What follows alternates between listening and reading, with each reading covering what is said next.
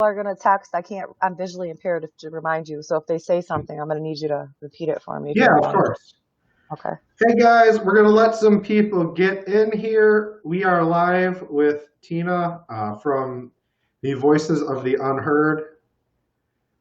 Let me share this on my personal Facebook. You guys know the routine by now. And like I said, we'll let some people get in. We'll start an interview. We are talking about a very important topic today. And I hear my cat doing, what are you doing, cat? Jesus, she's behind me. She wants to be included, Brandon. I know. She wants to be included in everything.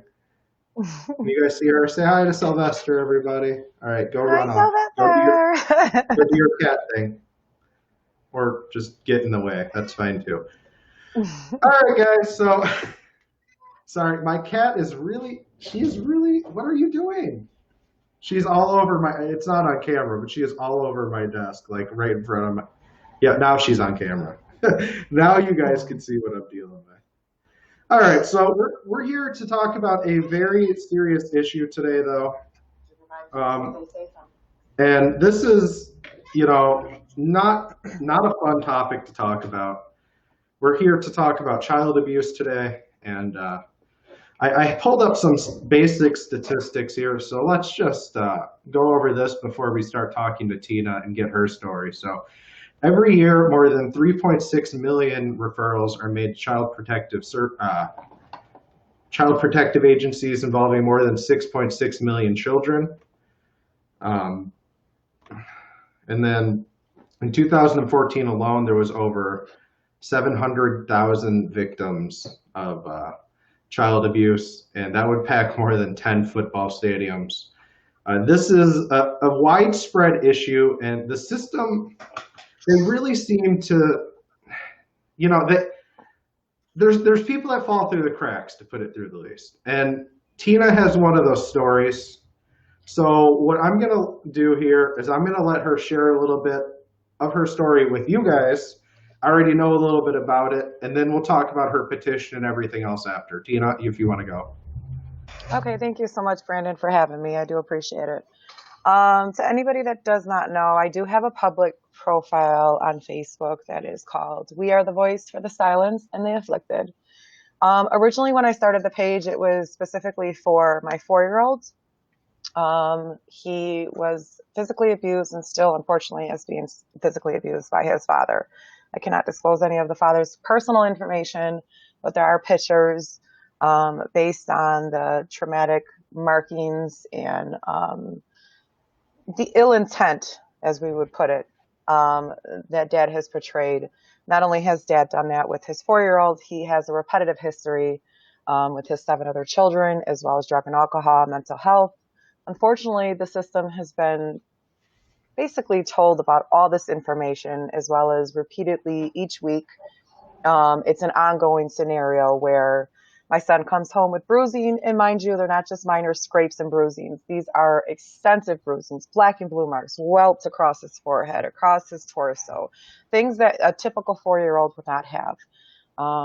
Repetitively each weekend, the police are called. We take pictures. We take him to the doctors, take him to the hospital. They indicate it's abuse. We call CPS. They indicate it's abuse. We go into courts. We seek a motion to change visitations to supervised visitations, to explain that dad clearly needs, some type of counseling in order to be around the baby in a proper manner. And unfortunately, we continuously be denied. Not only are we denied out of retaliation, we continuously have extra hours or extra days that are given to dad. Very disheartening and upsetting as a parent. Not only as a parent, I have 4 other siblings that realize what's going on, and it's very hard for them to understand, number one, why is mom sending 4-year-olds with dad knowing he's being abused? Why does mom continue allowing this to happen when they don't fully understand? This has been a nightmare for almost a year and a half that I would never want anybody, even my worst enemy, to go through. My son, since January of last year, has been going with dad unsupervised, and to this day continues to scream and cry because he doesn't want to go with dad. Again, we have repetitive reports. We have tons of proof showing that not only has dad had the repetitive history, but he continues to do these and unfortunately has not been held accountable for any of these actions. It continues to get worse up until October 24th, where dad was made aware that one of his oldest children, which are like 23, 24, was going to come in and testify through the trial and go against dad and explain her horrific life with him.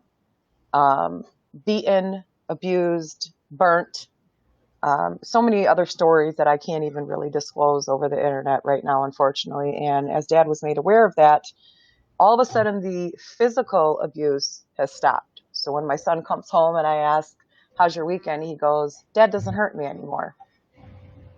I think it's more upsetting and appalling to know that all the proof that I provided to the courts, they continue to push it aside as if I'm just an angry mom. Not putting in the mere fact that I'm protecting my child, which I have a right to do. Not putting in the mere fact that my child has a right to be protected, which he has a right to. But more so at the fact that they're steered at looking at dad has more of a right than anybody because he's dad.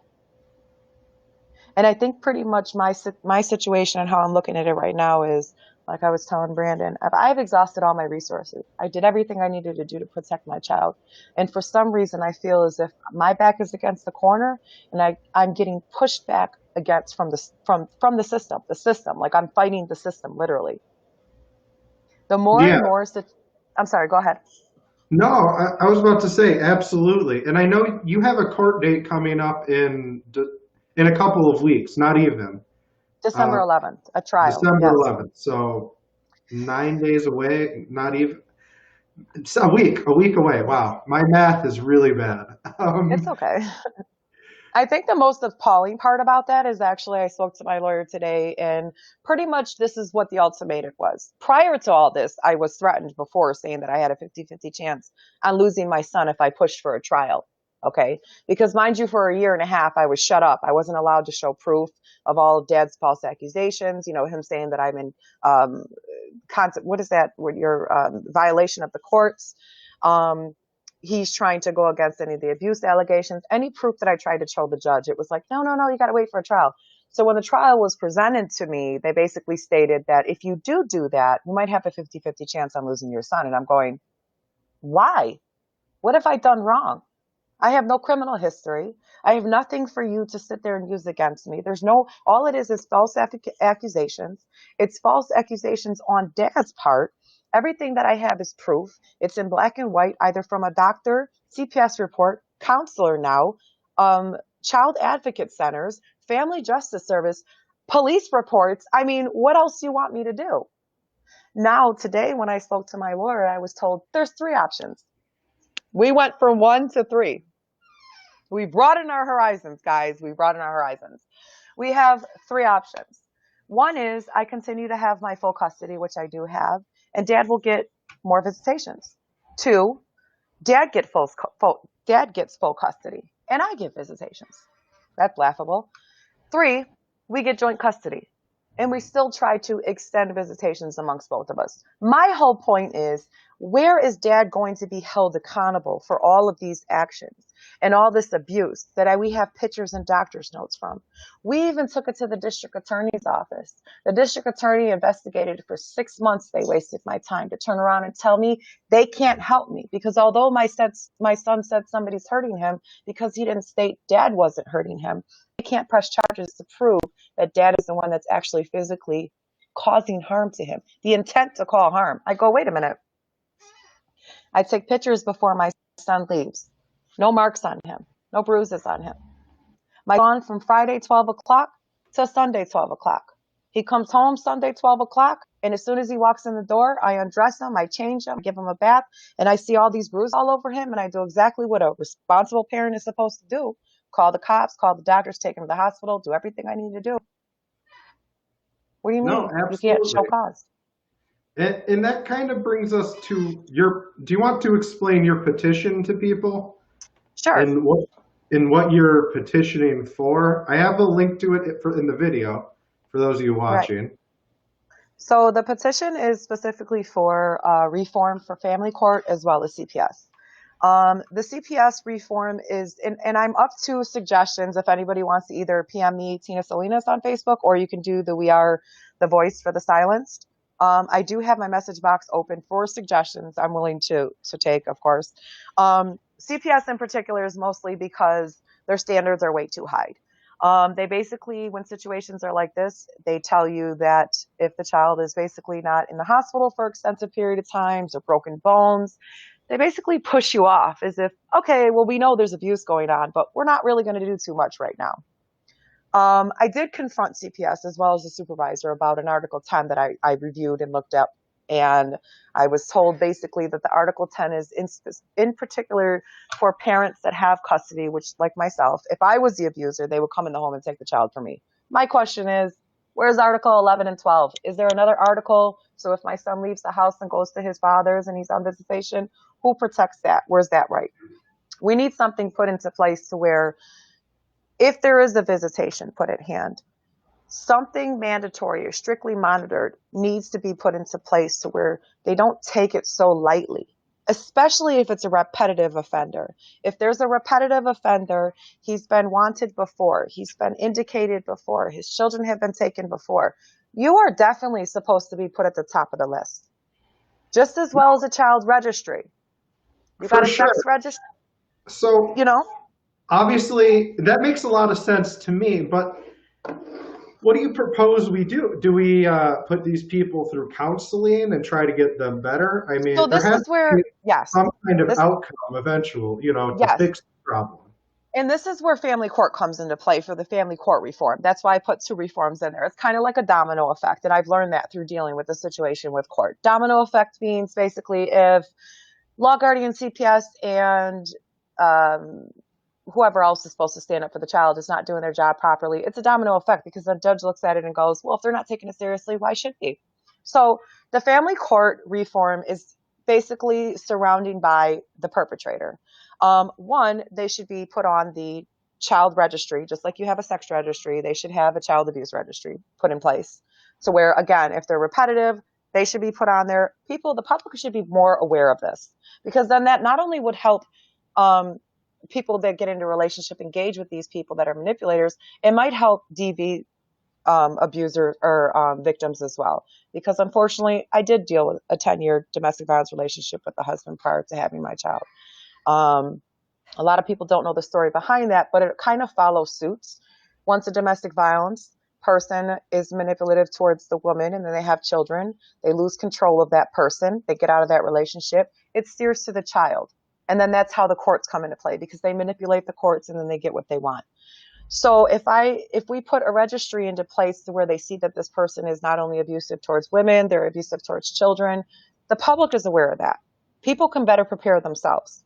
Not only that, the court system itself needs to strictly have, yes, drug and alcohol and mental health, which they have him in right now, but he's been going for 10 years. He has not complied with a completion of certificate. And that's what we need. We need a certificate of completion to show that, okay, you can abide by it, but are you going to complete it? Because that's bothersome. That's eyebrow raising. Why are you going for so long and you haven't completed this program? That means the court is basically knowing this is a monster and you're allowing him because of his sickness or illness or whatever it is, you're still allowing him to say have those same rights as say a father that's really out there and really needs to have those rights established for them. Don't get me wrong. I know there's fathers out there that, get manipulated and treated like crap. And the mothers, like, you can't be around your father for whatever reason, blah, blah, blah. This isn't the same category. This is an abuser and a manipulator. The courts need to have drug and alcohol programs. They need to have parenting classes and they need to complete it because if they complete it, they're not only proving to the parent and the child, they're proving to the courts that I no longer am manipulating. I truly want to be a part of this kid's life, what have you. And that's the whole purpose of the petition. And like I said, I'm up for suggestions. This is all new to me. I didn't intend for this stuff to come about. But as I'm learning and as I'm coping with what I'm dealing with just to keep myself sane and strong for the protection of my son, this is what's coming about.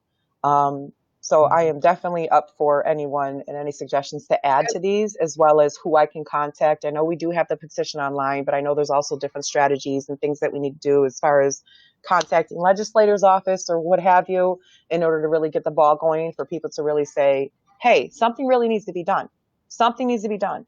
Because not just here in New York, not just here in Buffalo, there's plenty of other stories that are coming my way. Like I was telling you earlier, from the UK, from Australia, from different parts of the world, that people are fed up with the family court system in CPS. They're subjecting our children, and for some reason, these abusers are being allowed to get away with it, and they're not being held accountable. Something needs to be done. Well, and to an extent, there is systems in place, certain systems in place to protect the rights of certain parents. But no, I totally get what you're saying. And one of the things I think that you said earlier, we need to be able to teach kids how to recognize the abuse as well. Mm-hmm. And that comes from open dialogue. And maybe dialogue that's not so comfortable to have with your children that parents might have to have if they suspect this is going on. See, now let me stop you there real quick.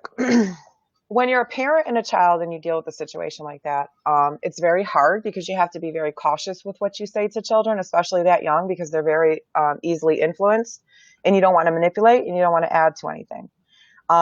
And that's where I actually had to sought out counseling for him because his behavior had changed. He was urinating on himself. He was urinating on the couch. He was coming home screaming at the other siblings and us and saying that he hates us. He doesn't love us. So there are counselors out there and people that are professional that can handle situations like that. But firsthand, as a parent, of course, the first thing we do is we want to hold our kid and say, I love you and this is not okay, and tell us what's going on. But it can take one word. It can take one small word and can manipulate everything. And it's very hard because I've learned that I don't even have the right of freedom of speech without even asking what's going on. I have a phone recording where my son was literally hyperventilating while he was with his dad and barely breathing. And all I asked was, honey, what's the matter? Tell mommy what's going on. And I was barked at and shamed at, not only from dad, but the courts on how dare you. And I'm going, okay, what humanly possible, what vocabulary word am I supposed to say, humanly possible, that I should say to him to comfort him, to let him know that I'm here for you, but I'm not assuming and I'm not insinuating. Although I know what's going on, I'm still trying to, my main focus right now is to calm my son down. So it's a lot easier said than done. And not only just with him, like I said, I have other siblings, and my oldest is 18, my second youngest is 13. And it's very hard for them to understand and associate themselves with the relationship that they used to have with him because of his behavior changes because of what dad has done to him. Um, the kids don't understand, why does mom let the baby get away with everything? I can't discipline him the way that I want to because he gets very frustrated and he gets very timid and scared. He knows his means of timeout is sitting in the corner with a timer on. If I get a very like a deep tone in my voice or go, you can't do that, he'll go, Mom, don't talk to me like that. Don't get mad. My other kids will be like, well, why are you treating him like that? It's not okay to let him get away with anything. So there's a lot going on in this family, and there's a lot going on with the relationship with one another. And what bothers me is that one person, there's only one person that is the sole problem of this. And that one person should not have that much control. And not only what bothers me the most is that this in particular judge is definitely educated on domestic violence and child abuse. I know that for a fact because I worked with a caseworker through Haven House, that her supervisor goes in there and they once a month educate these judges on specific situations like this. So what bothers me is that these tactics that he's using to control not only myself but my son and abuse him, they're full aware of it. And it trickles down. It's just not the courts. Our whole family's affected. I sooner or later, Yeah. not only am I having to put my 4-year-old in counseling, but sooner or later I'm going to have to put the whole household in counseling. That's how bad it's getting. Yeah, and it is something that it doesn't only affect the child, right? It affects everybody who the child comes in Yes. contact with because he can develop certain behavior and whatever else. And that's certainly not what no parent wants their child to develop any, you know what I mean, any issues or anything like that. And I understand all that. I think now when we're talking about your petition earlier, you said your petition was getting removed off of change.org. Um, it was, yes, it was change.org. I had originally put my petition on. And it was there for quite some time, and I was getting quite a bit of signatures on there. Yeah. within like the first week. It was doing great, and I was very happy. Again, like I said, I was very new to the process. It was something that was just kind of giving me some type of oomph to go forward and strength, and it was working until a young woman that follows me on Messenger or on Facebook and my page had contacted me and said, I have a petition that's very similar to yours, and I noticed that mine was down. I went to go check yours. You might want to go check it. Maybe it's just my site. Sure enough, I went to go check it, and mine was blocked. It was flagged. So from then on there, I pretty much strenuously throughout good old Google tried to find another petition site because I didn't know what else to do. Like I said, this is all new to me. I got the balls to do it and the mouth to do it. I just don't know what to do, and I'm waiting for some help and people to say, "Hey, we're here. We're going to help. We got you." Yeah. But I tried petition.com, and it's been sitting there for a while. But like I said to you earlier, it's kind of disheartening and appalling to know that there's stupid petitions on there about like Rick and Morty. Well, let's keep some episode shows on here. But like you have something to where people don't want to talk about abuse. They will do it if it happens at their level, at their in their family. But nobody really wants to voice out about it. I see a lot of, and I don't want anyone to take this wrong and think that I'm discrediting anybody's protest because I'm all for it. But at the same time, child abuse is very real. If not, it's happening more and more because of the pandemic. And it's getting worse. Kids are dying from this. These are innocent children. These are innocent voices that are not being heard. No, I completely agree. And I was at the protest for your son Malachi in a few months ago in front of News 4 Studios. I'm bringing back up the statistics here. Right. This is a serious issue. I mean, and when you just go through the website, and I'm using childhelp.org, but when you just go through the website and you look at 10 football stadiums full of children, basically. Mm-hmm. You know what a year found being abused, and yet no one's speaking out about it. Right? And the people that aren't getting a ton of coverage. And I told you earlier, I feel like there are certain groups of people infiltrating these movements and kind of discrediting them a little bit because instead of making it about the children like it should be, they make it about political rhetoric. Right. And it really disheartened me, when I seen like the Save Our Children movement, which was huge around the country. But then when I was there trying to cover it, they're not talking about child sex trafficking. They're talking about re-electing Donald Trump. Right. What the hell does that have to do? And it's just unfortunate that people take these opportunities and these movements and then they push their agenda. And it really discredits movements like yours where you guys are working very, very hard to raise awareness about a serious thing.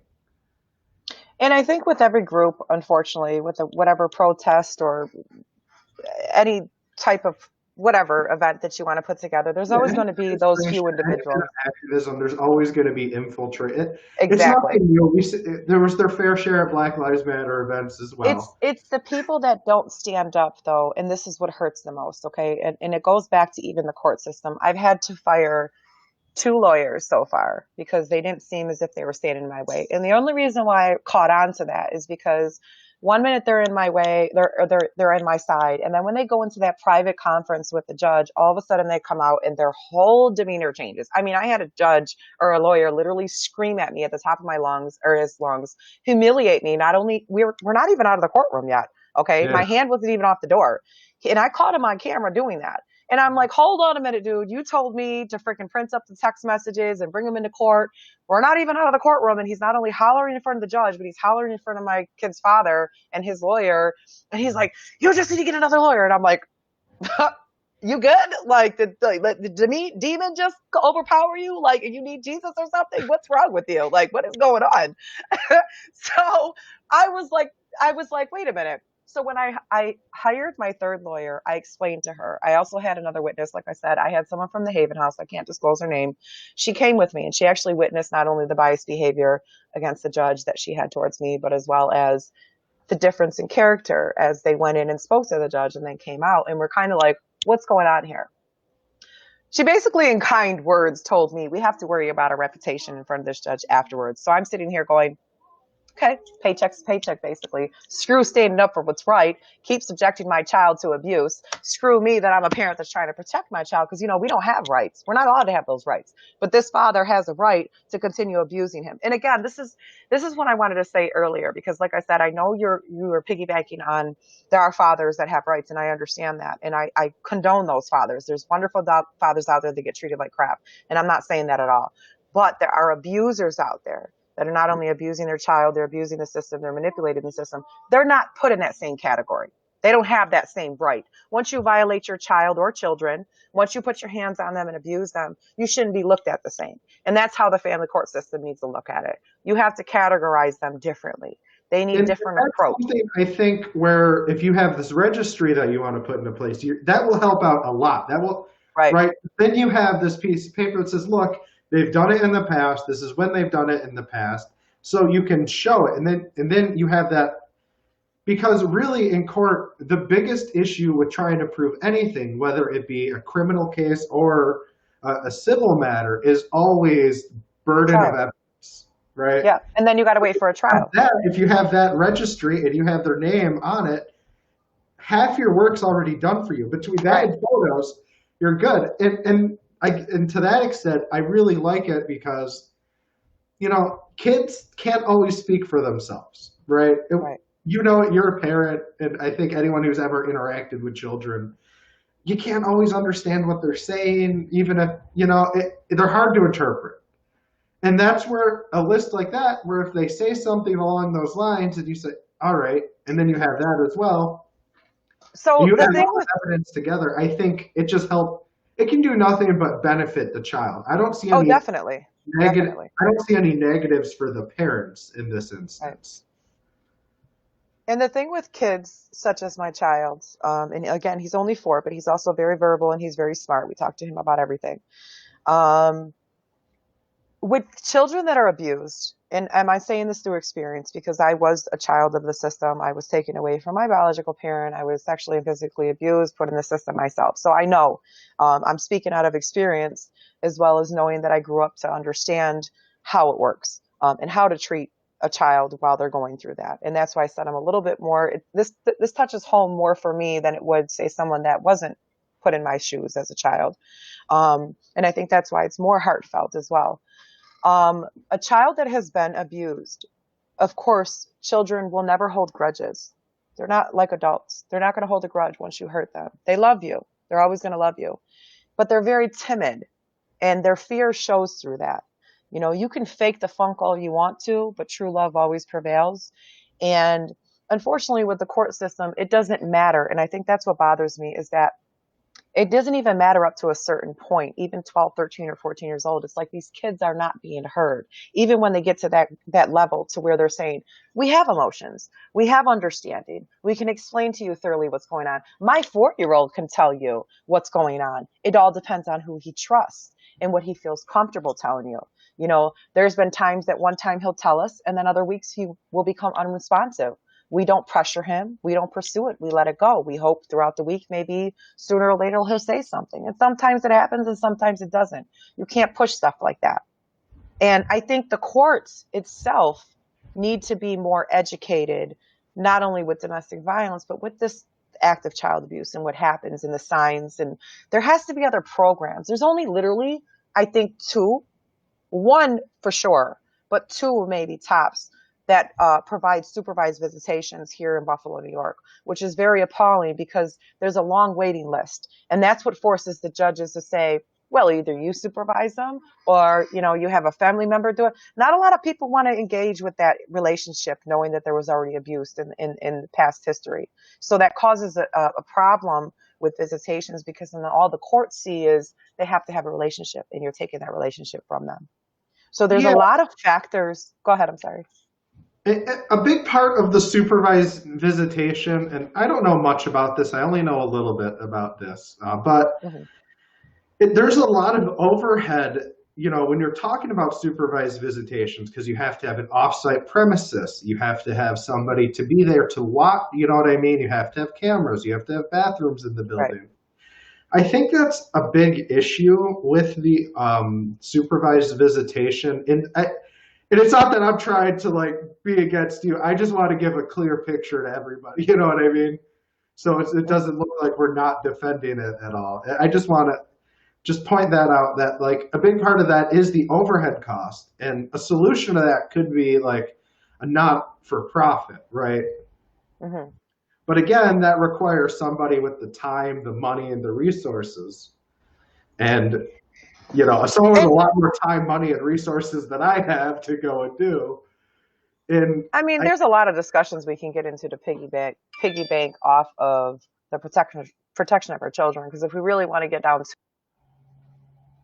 oh, we froze.